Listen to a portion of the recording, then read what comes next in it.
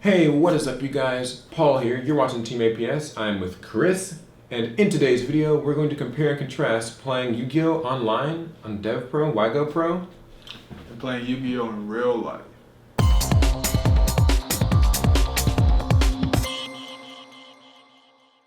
So, playing YuGiOh online is great. We don't have Dueling Network anymore, but we still have YGOPro, we still have DevPro, and a lot of people like to use these as a way to practice, a way to prepare for events, learn about decks, and there are a lot of really good things to come from playing online, but there are also a lot of bad things that come from playing online. Yeah. Just bad habits. So we're going to compare and contrast. It's up to you to decide, if you think one is better than the other, but I think that playing online is not as good as playing in person. For some reasons, I think that in some ways it can give some bad habits, but what are the good parts about playing online?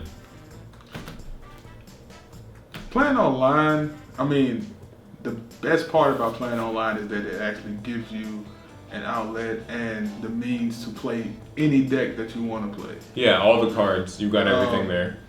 So you don't have to worry about wasting money on cards you're not going to use in the future, or, just not being able to get certain cards to play a deck. Yeah. So that and the fact that, because everything's there, you don't have to spend the money on it. You can find out if you like the deck before you build it. That's true. So, I really want to play the Zodiac deck or whatever, but I don't want to spend, $300 or $400 on it. So I can just play it on Dueling Network, or, YGOPro. Rest in peace, Dueling Network. Whatever the thing is, and play it, and figure that out, and I like this, I want to build it, then I can invest. Or, turns out I don't like it so much, I can just be like, oh, well, I've played it, I don't like it, now I don't have to spend money on it, right? Yeah. So that's a really good thing. I think another good part about it is that you can play a lot of different people very quickly. So you have the benefit of, at locals you can only play so many people at locals, right? It's just the same people that you kind of play with every week. If they're not very good, then that's not very good practice. Or if they've only got so many decks, then they've only got so many decks. But on YGOPro, you can just go online and play random people, and then you beat them or lose them. You just play another random person, and it's like possibilities are endless. You could even, in theory, find good players from around the globe and play with them if you wanted to. So I think that in that way, it's also a little bit better than playing in real life. That's true. It's just less restrictions on the type of opponents you can play.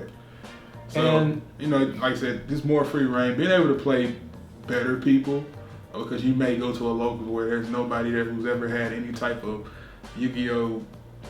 Yeah, they haven't really been to events. They don't really compete. They haven't, no type of YuGiOh clout. Essentially the best guy there may be the suckiest guy at a 300-man tournament. Yeah, that's a good point. So in the same, you connect with people, so that's always a good thing. The fact that it is a trading card game and it's there to actually create connections with people. So the good parts about playing online, the first one, yes, actually getting out of your house and interacting. That's true. Social skills. Yeah. Foreign concept. More importantly, I think too is. This might just be for me, but I actually really prefer holding the cards in my hand and looking at the field myself. Yeah. I feel like when you're on an online simulator, you have the benefit of being able to sort of see everything, but also everything's done for you. Yeah. There's automation. YGOPro goes through the plays for you, so yeah. You activate this stuff and it sends it to the grave for you, and you just, you know what I mean? Chains resolve for you. Yeah.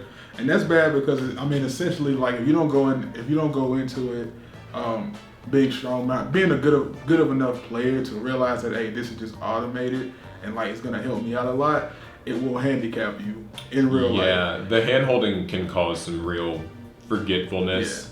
Yeah, it'll handicap you because I see it a lot of times at events and stuff.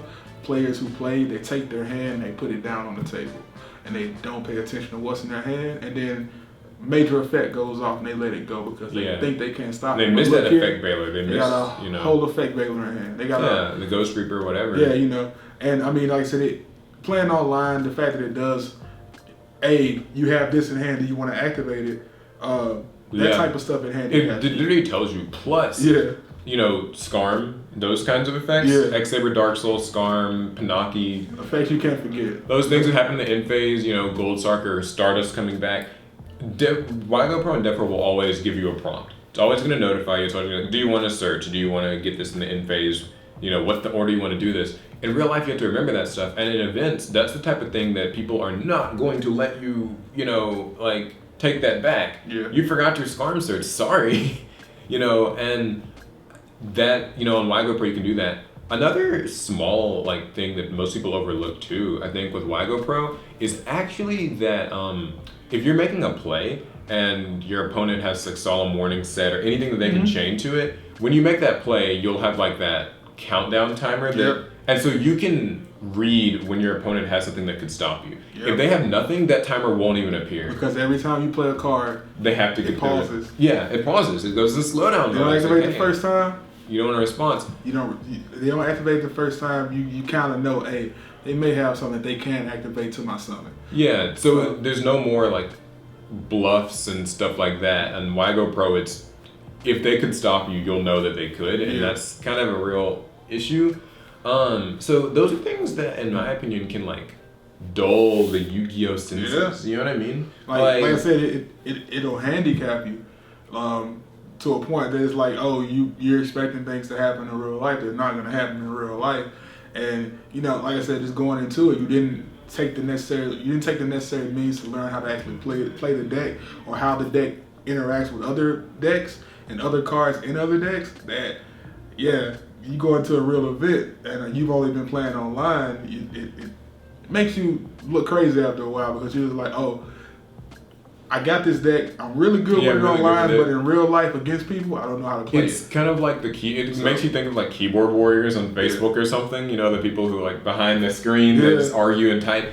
It's kind of the same thing where like I feel like on YGOPro, everyone gets to feel like they're a winner type of thing. Like, because, well, I might be trash, I might not have these cards in real life, but anyone can build, you know, Zodiacs online or Metal Foes or ABCs and win and like, you know, beat people. But then like if you can't actually do it in an event, it, you know, kind of weeds out, you know, the men from the boys. Like, are you a fraud or not? Yeah. And what really sucks too is that in YGOPro, you know, people rage quit a lot. That's true. I feel like YGOPro, I don't want to say it teaches you to rage quit, but it's like if you get a bad hand in this program, you just X out. It makes it more acceptable. You know what I mean? Like, whereas in real life, if you get a bad hand, but you're in like round 8 of, you know, YCS, you better take a second look and make sure you really can't do anything before you scoop. Because the difference between winning that game 1 and that game 2 makes a big difference. And you need to know how to play those bad hands. Yeah, and then in YGOPro, it's just like, oh, I don't like this hand. X out, find another person immediately. There's no real punishment for it. So I really do think that that is something that's kind of a weakness. I mean, all in all, I don't mean to say that YGOPro is a bad thing. Nah, because it is actually one of the best things to happen to this game in a way. Konami doesn't give us a way to like really officially practice online. Yeah. So and the people who create it are very generous because it's free. Yeah, it doesn't have to be. So yeah, you know, I don't think that YGOPro is bad. I don't think that there's anything wrong with using it. In fact, disclaimer: if you are just a collector, just a casual player, you don't have the money, and you don't care to go to events anyway, then by all means play YGOPro, right? Like, play that exclusively. You don't have to buy a single thing. If you just want to play the game on the computer, good for you. But the point we're trying to get across in the video is that not that it's a bad thing to play YGOPro or DevPro or whichever online YuGiOh service there is. It's not a bad thing to play them because they are great to have. Just this accessibility of them is really great. It's if you want to improve. But if you want to improve, like, you know, you actually want to get out and see what it's like to be in a tournament atmosphere, then they're not good. Yeah, you know.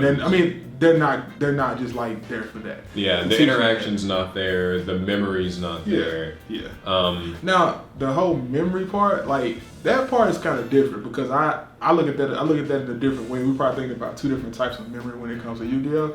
I look at it like, I think that's a good thing because you could easily go there and learn, like, because I know when I use it simply to go learn combos. That is true. You know, it can be great for learning that. Figure out how certain cards in my deck interact with each other and see, you know, pretty much what are the best outcomes of the cards? I mean, of the combos I'm trying to play. Grinding hands, that's true. Yeah. It's good for that. Yeah. I just mean, I guess the memory, like, actually remembering to use your Veiler, remembering to search your storm. That's some positives coming from it. Yeah, it's good and bad. Yeah, another positive that I want to put out there is pretty much just the ability to play, because I know a lot. That I mean, like if true. you're from where we are and you play in our area, sometimes your scene is really dead. Sometimes the scene is really dead, and sometimes it's really good. Sometimes they play every day, and then for like a month straight nobody plays. So just being able to get out and play, and I mean to get on and play and find out what new things are being played. What's going on? Yeah, that's just keeping up with the game is good. Keeping up with it, and that kind of factors in with like YuGiOh and all of that stuff too. Just being able to go online and watch, do everything YuGiOh. So what's their verdict then on so obviously title of the video, does playing YGOPro make you worse? I think it's necessary. No, I don't think it makes you worse. I don't think it's worse. I don't think it makes you worse, but I think it's necessary. I think it's sad. It's like a complement to real life play. Yeah. Like I think if you play in real life, that's good, and then you can use YGOPro as like a supplementary type of thing, Yep. like to polish and grind out some problems you might have. I don't think it's like the sole way you should prepare for an event or the sole way you should try to improve. Yeah. Healthy mix of both. You know what I mean? Yeah. Like a good diet. Because I know people who simply only play that, and then they'll come to a tournament on Saturday and go 1-5 or whatever. 1-5 and stuff like that, and they wonder why, because they've been winning on that all week, and then they come to a tournament on Saturday. It's because you're not actually getting out here and learning how to play the deck that you have. Moral of the story: play YuGiOh in real life. Online's fine. Because you cannot take this to an event and play with it. That's the good takeaway here. Yeah. So you can take these. You can't take this. You pull this out, I'm gonna laugh at you. Yeah. So that is the video. What do you guys think? Which is better, playing online, playing, in real life? Which one's better? What are the ups? What are the downs? Which do you prefer? And playing in real life. I also actually vote for that too. I vote for this. If you like the video, give it a thumbs up. Subscribe if you love the video, and follow me on social media. I'm on Facebook. I'm on Twitter. I actually recently got a Discord server too. You can join that. Talk with other YuGiOh players. It's great. And we will see you guys in the next video. Make YuGiOh great again.